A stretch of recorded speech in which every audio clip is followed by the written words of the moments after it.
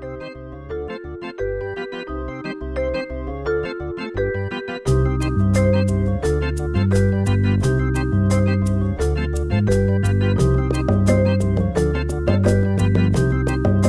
projeto Circo para Pessoas com Deficiência, um direito de todos, contemplado pelo Prêmio Funarte Petrobras Caraquinha de Estímulo ao Circo 2011, surge da vontade de integrar as pessoas com deficiências na arte de forma efetivamente inclusiva.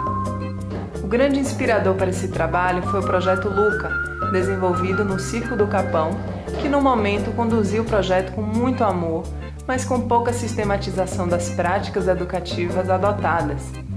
Assim, objetivávamos capacitar os educadores circenses para desenvolverem as habilidades e potencialidades das pessoas com deficiências, garantindo-lhes aprendizados e a melhoria da qualidade de vida.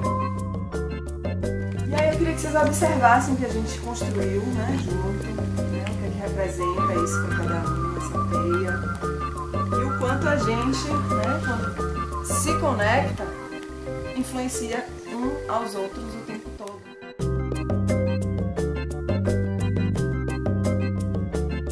Elaboramos um curso de formação que foi desenvolvido através de 10 módulos temáticos, onde além das explicações teóricas utilizávamos vivências lúdicas, treinamentos, tarefas de casa e autorregistro.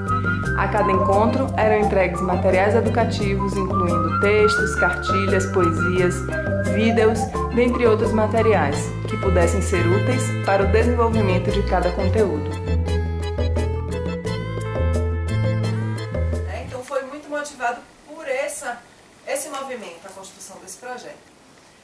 Que o grande objetivo dele é de tentar mesmo pensar numa forma de se trabalhar com essas pessoas de modo que elas sejam incluídas socialmente, que elas não fiquem apenas indo para o circo, mas que elas vão para o circo, que elas vão para o brilho, que elas vão para a escola da vila, que elas vão para o coreto, que elas vão para qualquer atividade.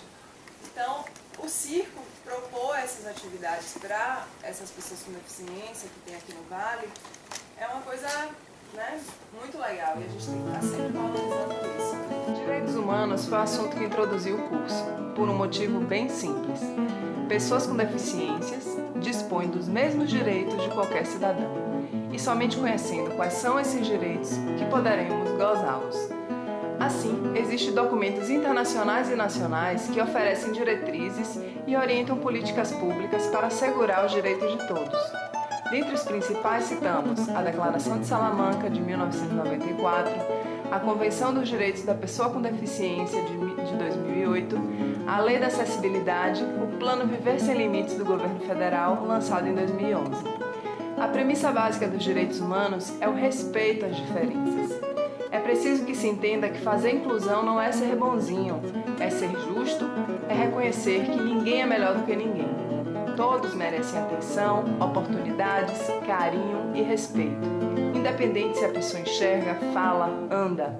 Devemos ser reconhecidos pelas nossas qualidades e ações. Falar de direitos é também falar de deveres. Portanto, o respeito às diferenças passa por conhecer tanto os nossos direitos como nossos deveres. Para isso, é importante que o trabalho em grupo inicie com a construção coletiva dos acordos e regras de funcionamento, para que todos cumpram de forma efetiva e auxiliem na organização das aulas. Temos muito mais contato com crianças com necessidades especiais do que, agora muito mais. Elas estão indo na rua, elas estão indo com os pais para a rua. Pouco, ainda assim, mas já está tendo esse movimento. Então, graças a Deus, cada vez mais vamos ter essas crianças perto da gente. E como fazer isso? Eu venho aqui para encontrar caminhos. É isso que eu estou buscando enquanto educadora. Eu quero caminhos. Não o melhor caminho, porque eu não acredito que exista só um caminho. Mas eu quero encontrar caminhos que me ajudem a trabalhar melhor com essas crianças. Porque realmente todos nós aqui temos essas inquietações. Estou fazendo certo? Estou fazendo o máximo? É assim mesmo que eu quero fazer? Eu acredito muito que o primeiro tem que ser no coração. A gente acolhe a criança no coração. Eu quero ajudar essa criança. Eu aceito essa criança como parte de mim, do meu trabalho. Então, mas como é que eu vou fazer? Porque só o amor não vai me bastar nesse caminho que eu tenho que trilhar. Quando eu contar até 3, a gente bate uma palma, certo? Todo mundo junto. Um, dois, Devemos cuidar dela, a terra é nossa mãe, nós devemos cuidar dela. Oh, unidos, minha gente, somos um. Oh, unidos, minha gente, somos um.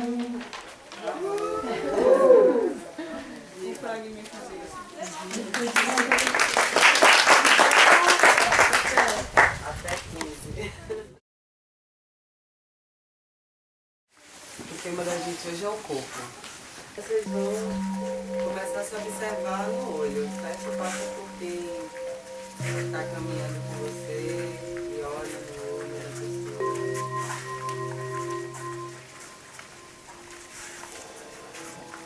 Reconhecendo, continuar encontrando as pessoas de outra forma. O corpo que fala objetivava que os participantes despertassem para a importância da leitura corporal, como uma das formas de comunicação do homem, extremamente importante para o campo da educação, e para isso o principal instrumento é a observação. A facilitadora pontuou contribuições sobre os efeitos da alimentação sobre o comportamento e a relação do pensamento da pedagogia Waldorf.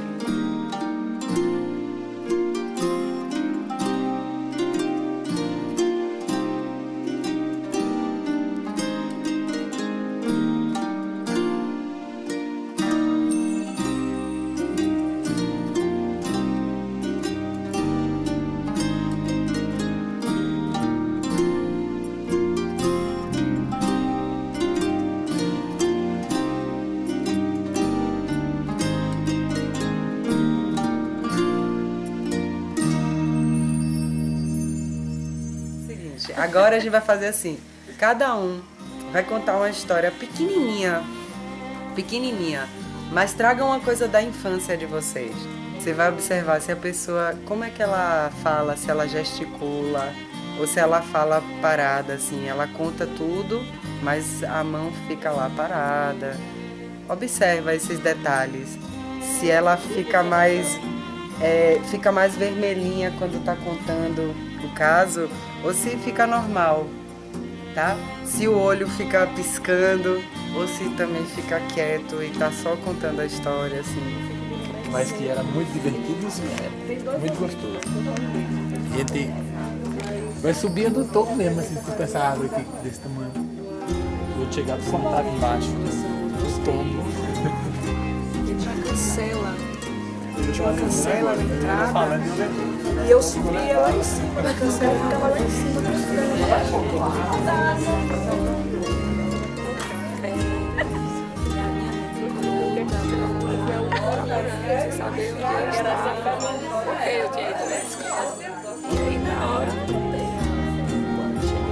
Es difícil también ser a veces bien objetivo, así, no intentar interpretar las cosas como uno quiere, sino que como es realmente él. Es un ejercicio más para eso.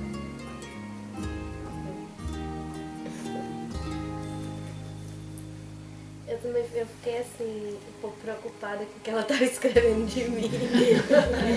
Às vezes quando a gente tem alguém observando, a gente meio que quer esconder, né, certas coisas, subjetividade da gente. A gente fica, sei lá, sem querer mostrar totalmente, a gente fica os olhos dizem coisas, né? E aí talvez venha aquela certa apreensão, assim, mas pra mim também foi legal, porque são barreiras, né, que a gente quebra dentro da gente. E eu gostei do exercício. O corpo fala. Eu gosto de ser observada, assim, eu achei até que isso ia ser compartilhado. Eu acho legal, porque existe essa coisa de eu me vejo dessa forma, mas o outro está me vendo. E eu sou diferente. Tem características físicas para determinadas situações, tá? Uma pessoa que tem síndrome de Down, normalmente ela vai ter umas características físicas.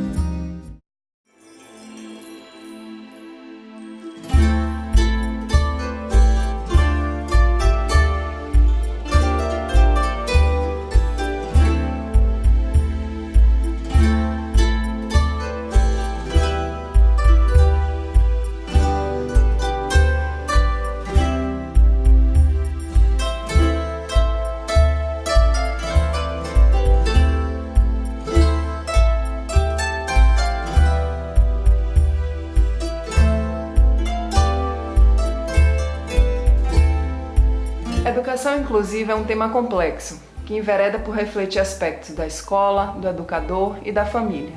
Assim, almejávamos nesse módulo levantar questionamentos acerca das responsabilidades de cada um dos atores envolvidos, para que a educação inclusiva realmente ocorresse. Pensando no quanto é importante o diálogo entre eles, para que ocorra a complementação de fazeres e uma prática de intervenção mais adequada. Para isso, utilizamos a pintura, que é um elemento artístico extremamente educativo, pois trabalha com aspectos da sensibilidade, da expressão de ideias e emoções de forma livre e autêntica.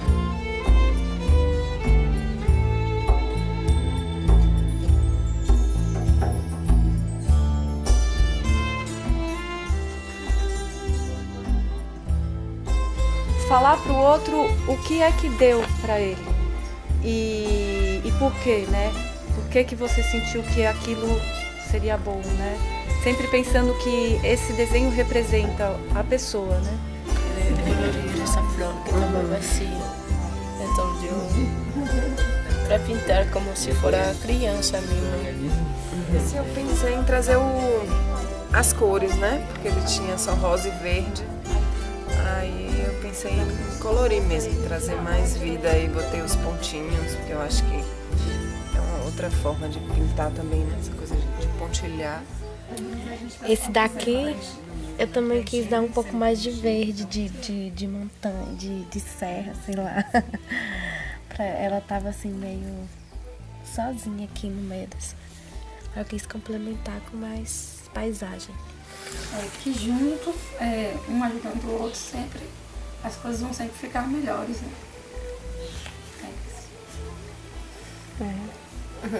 Na minha vivência eu me senti uma árvore, né? Eu pensei exatamente no momento, por já ter vivido realmente uma história com uma pessoa, né? Como você falou, bater exatamente lá.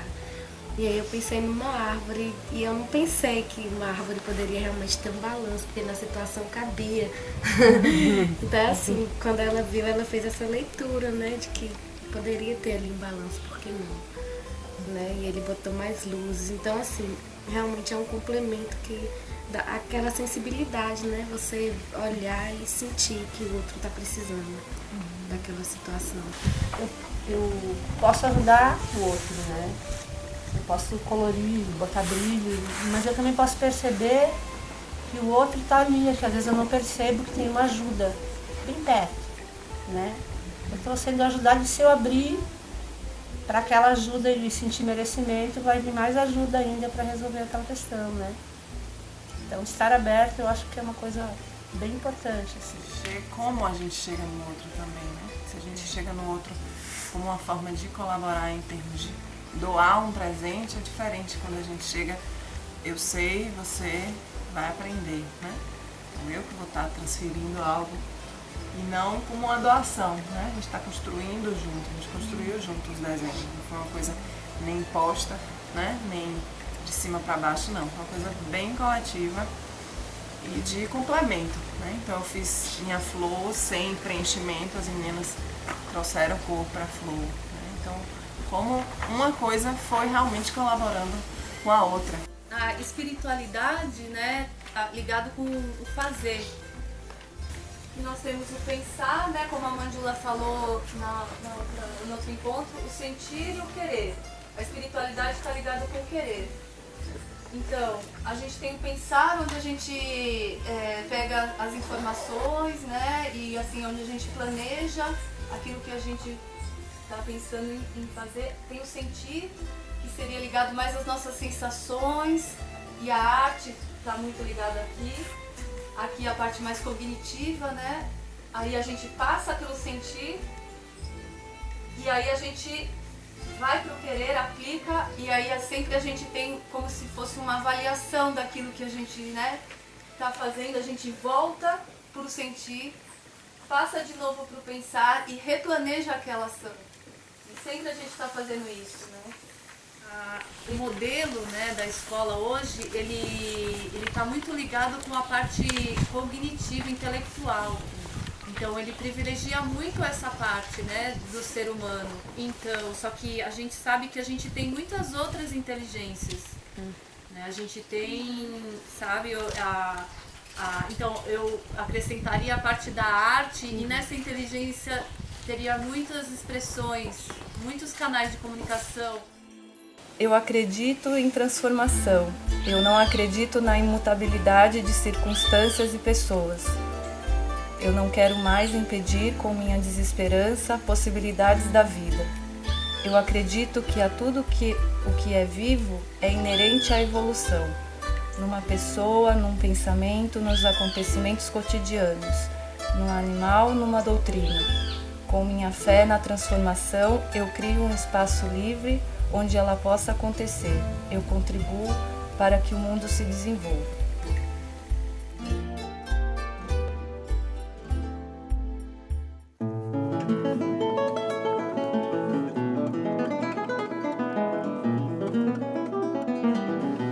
O modo como as pessoas aprendem sempre foi objeto de muitas pesquisas nas áreas da educação, da medicina, da psicologia e da antropologia.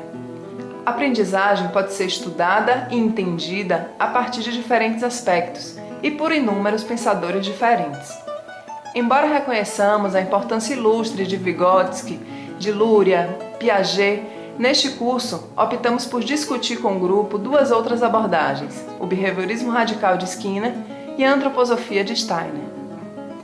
Se alguma coisa acontece, por exemplo, nesse engatinhar, no rastejar, tá atento para esses movimentos, pode acarretar uma coisa na fala depois.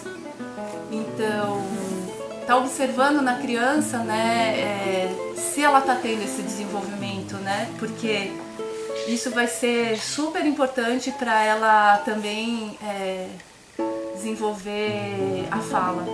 No primeiro setênio seria isso, né, que é a imitação, né, do mundo externo, a atuação de fora para dentro, né. E no segundo setênio, que é o segundo, né, através do movimento,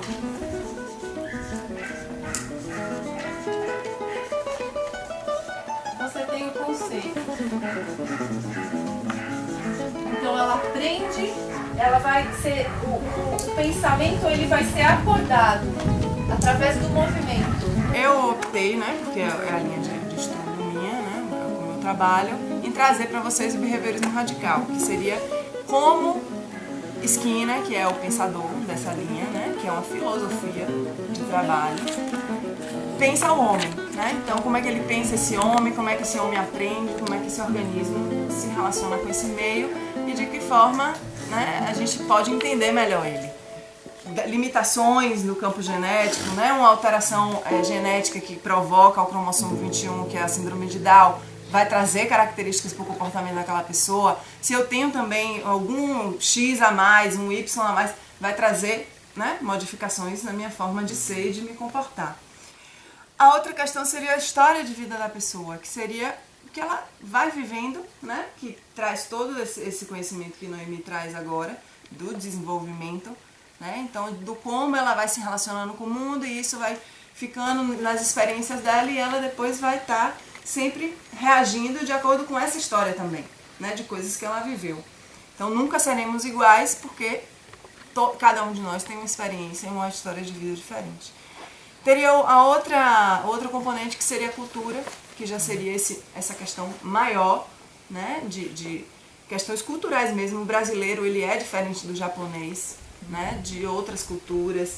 Então nós temos formas de encarar o bom, de encarar o verdadeiro, que é diferente de outros lugares. Esses três fatores, né, Skinner traz como a gente, para entender um comportamento, a gente precisa estar verificando todas essas questões. Então o que eu vou propor para vocês são alguns desafios em dupla, certo? E cada dupla vai tentar fazer esse desafio. A dupla só pode ter 2 pés. Vocês viram só e eu quero ver 2 pés. Viu? Esse tá fácil. Agora eu quero 2 mãos e um pé. Opa, 2 mãos. 2 mãos e um pé. Vai na vida. Sem joelho. É só 2 mãos. Um pé. Sem joelho, mas sem joelho. Aí agora, são 4 pés, 4 mãos e uma bunda. Desesperada, se ele falou que não me quer, até de manhã vou esquentar os pães, seus dedos, até de manhã. De solucionar algum problema, solucionar desafios, o quanto a opinião do outro às vezes vale, às vezes não vale, às vezes é muito impositiva, às vezes a gente acha que não é, né? Como é que a gente dialoga e encontra, né, um afinamento nessa solução desses problemas, porque o problema nunca é só meu, né? Então o problema é sempre em relação a algo. E aí esse outro algo, como a gente se comunica para resolver esse desafio, esse problema. E a aprendizagem também é muito isso, né? Então a gente precisa estar escutando o outro, olhando, observando, né? Às vezes a gente faz uma coisa tão difícil e poderia ser tão simples. Se ele falou que não lhe quer, até de manhã. Vou propor alguns jogos, algumas brincadeiras práticas, realmente, formas da gente se contactar com o outro, conosco mesmo e com um coletivo maior. Ou seja, brincadeiras em dupla, brincadeiras individuais, brincadeiras em caráter coletivo, grupal, né? A gente precisa experimentar, a gente precisa levar para ver o quanto isso vai valer e readaptar. Para eu jogar o limão, eu não vou lançar o limão antes de chamar a pessoa. Eu primeiro chamo, percebo que a pessoa ouviu o chamado, me olhou no olho e jogo. Ei, cara! Kátia. Ei, cara! Kátia. Anjula. Ari. Kátia. Anjula. Ari. Frank. Cara! Kátia. Sandra. Anjula. Atenção, começou. 2. 4. 3.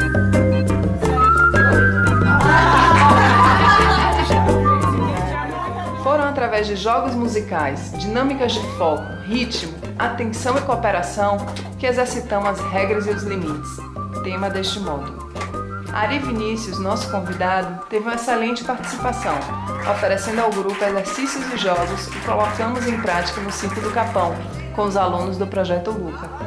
A experiência foi fantástica e pudemos refletir sobre a importância das regras e dos limites que existem e são extremamente necessários para manter a ordem, principalmente quando o trabalho envolve pessoas com deficiência. Para isso, as regras devem ser claras e consistentes, adequando-se à faixa etária, os aspectos culturais, religiosos e socioeconômicos.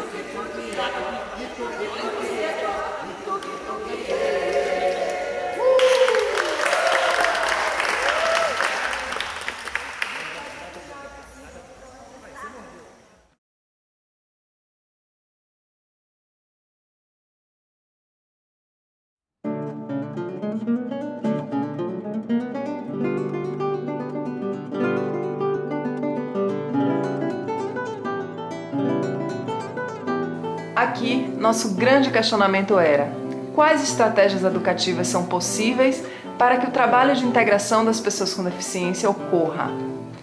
Em grupo, citamos algumas estratégias que envolvia a preparação da turma para acolher e integrar os alunos com deficiências e dificuldades em geral, indicando que não apenas o professor deve cuidar da turma, mas todos os alunos são responsáveis também, exercitando sempre o respeito às diferenças e não tolerando discriminações e preconceitos. No circo, o palhaço é o contraponto desse universo.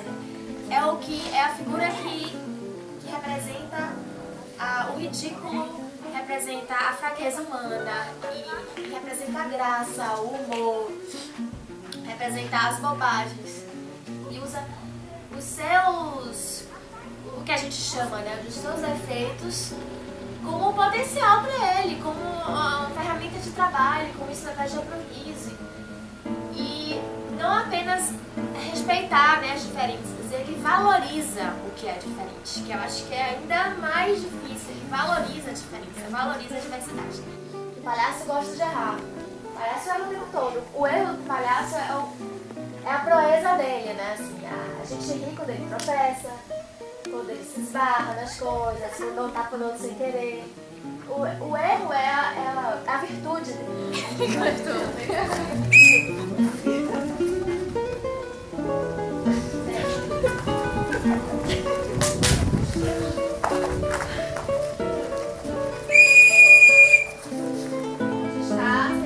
Onde está Regina?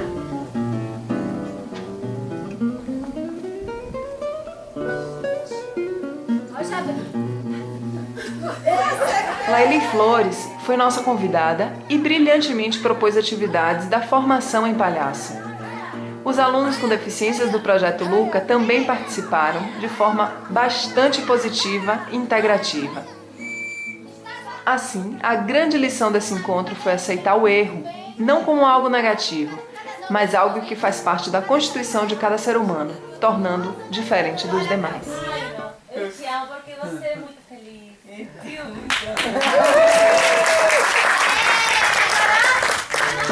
olha pra gente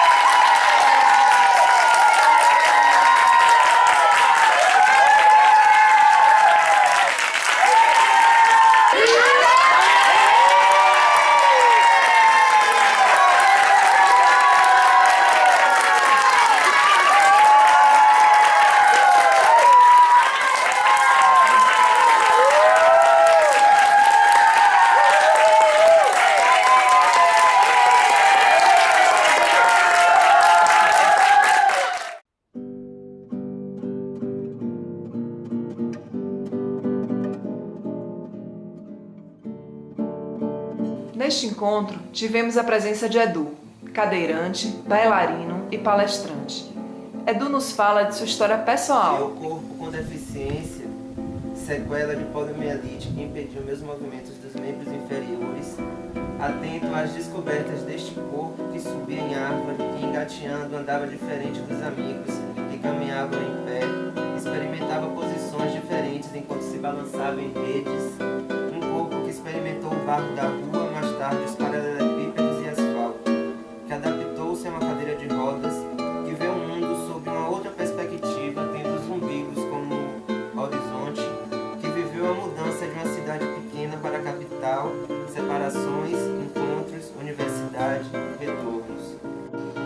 Seu relato de vida nos trouxe uma nova perspectiva sobre o assunto, onde o deficiente tem papel de êxito na sociedade. Tratou do toque e do cuidado com o outro como aspectos relevantes para o trabalho educativo, propondo dinâmicas de massagem e imitação com o corpo de formas inicialmente feitas com papel.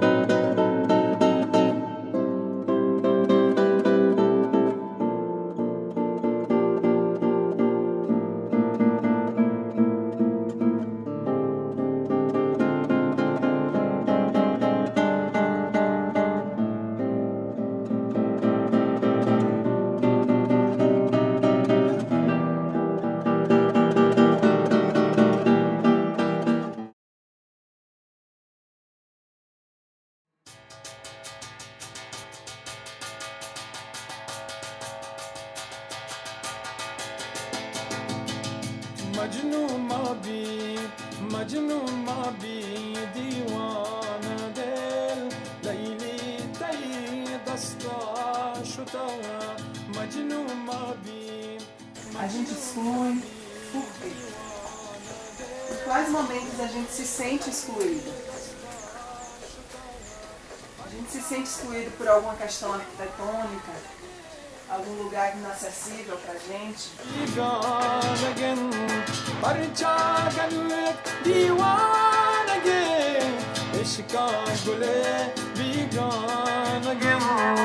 Por que exclusão? Por que excluímos e somos excluídos em tantos ambientes, por tantas pessoas e a todo tempo?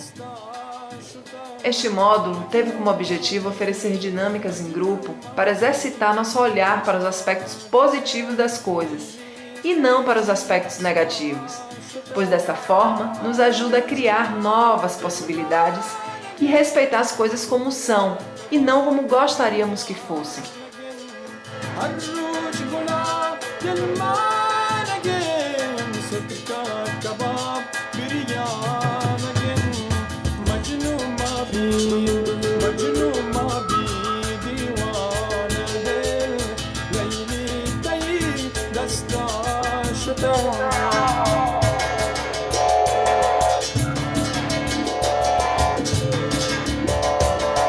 Esse exercício da tentativa do brilho tem a ver com o nosso contexto, né, de discussão, que é a gente encontrar os brilhos das pessoas, né? Por mais que ela tenha uma característica que fuja da norma, que são as pessoas que têm deficiência, né, que fogem do que é considerado normal, mas elas têm os brilhos delas. E é esses brilhos que a gente tem que focar, que a gente tem que descobrir, que a gente tem que valorizar e incentivar o brilho, né, que ela tem. Outras dinâmicas foram a marionete, onde em duplas, um dos participantes conduzia o movimento do outro, que apenas obedecia o comando. Essa atividade serviu para exercitar o cuidado e a confiança mútua. O teatro, como recurso para rememorar e ressignificar aspectos do cotidiano, no sentido das diferentes formas de exclusão das pessoas com deficiência.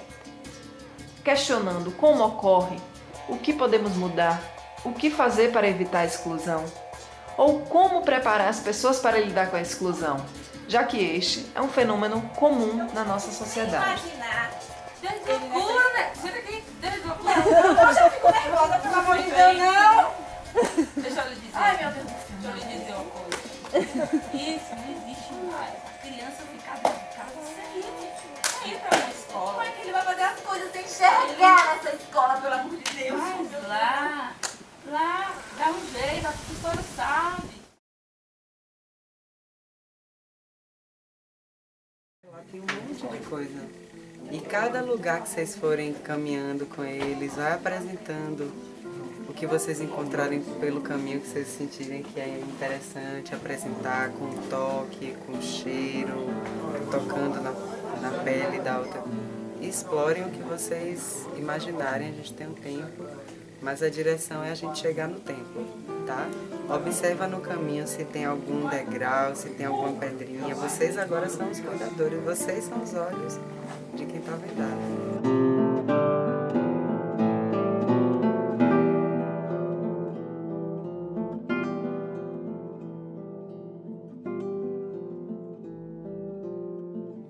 Como é se sentir no lugar do outro?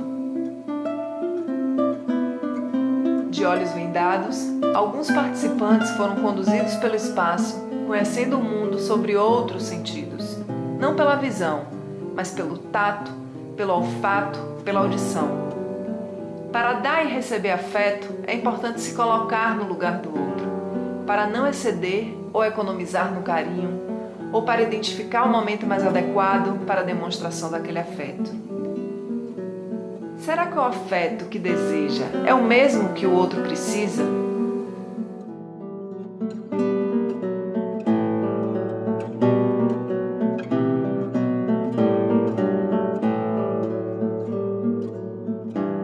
Através de elementos circenses que estão no nosso cotidiano, como bolinhas de malabares, claves, jabolô, tecidos, todos esses podem ser veículos de toque, de massagem e de carinho para experimentação no outro.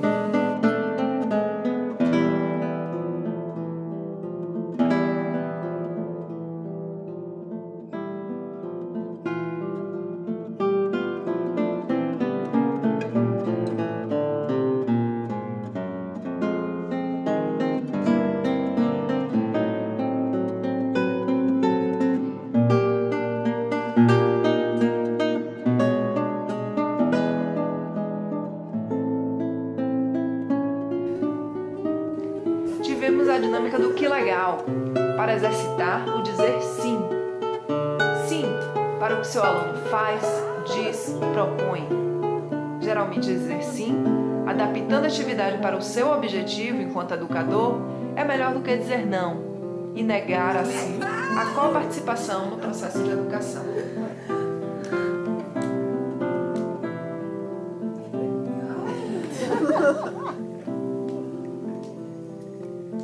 Que legal!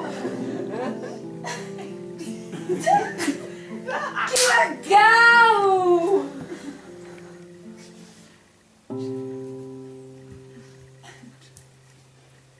Que legal!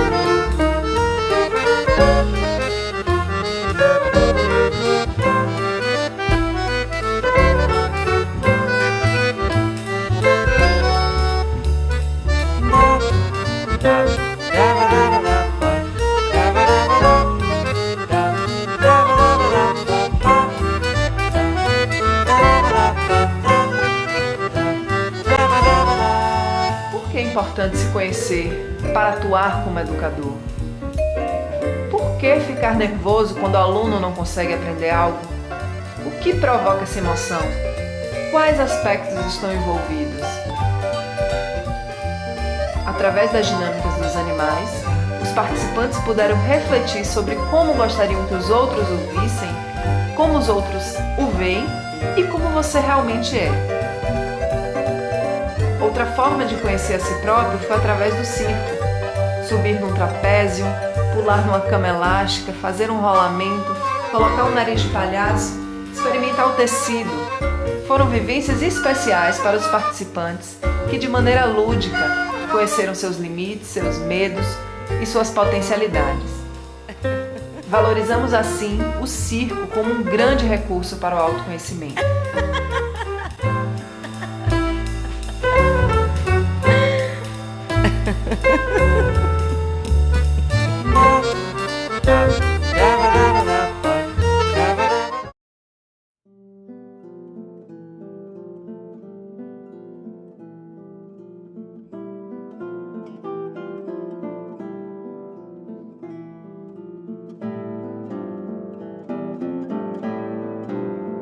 Consideramos que o processo de construção da metodologia inclusiva foi altamente participativo.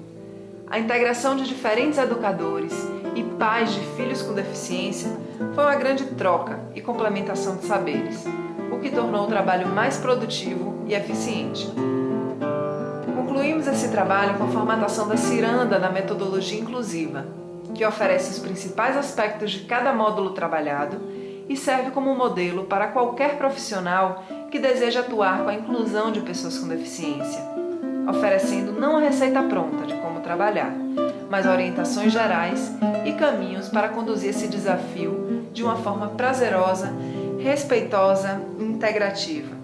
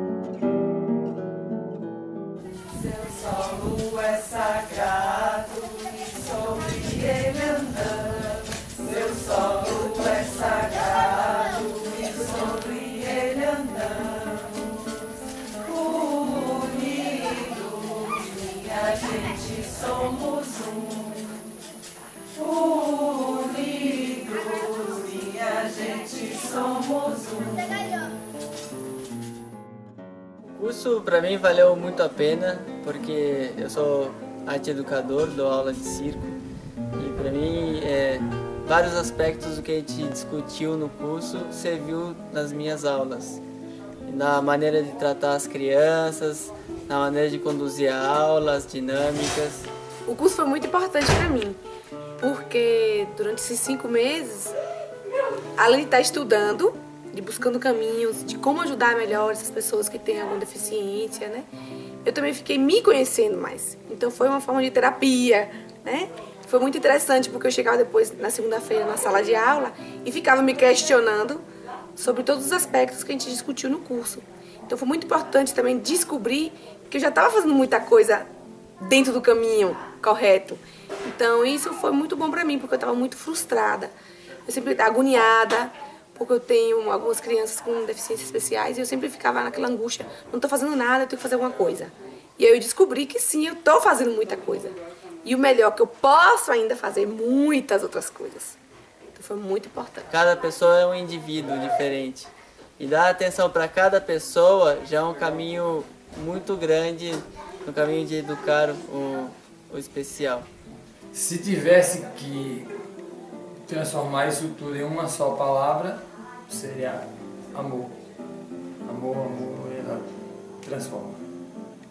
O circo, eu acho que ele cai muito bem nesse trabalho, porque ele trata de expressões corporais, nem sempre não verbais. E é uma linguagem onde todos podem estar vencendo seus próprios limites. Porque uma coisa que deu para entender é que o importante é a pessoa vencer o seu próprio limite, não ser melhor que outro, e sim ela ser melhor que ela mesma a cada dia.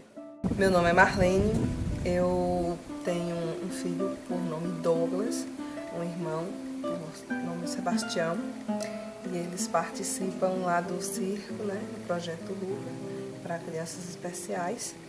Eles já estão lá há mais de 2 anos, e esse trabalho está ajudando bastante a eles, né? Porque eles estão entrando mais um pouco com a sociedade, né? Sabendo coisas que não pode, coisas que pode, que a gente ensina em casa, mas lá é bem melhor, né? Para poder eles estar ali no meio de todo mundo. E está sendo assim bem bom mesmo. Bem proveitoso.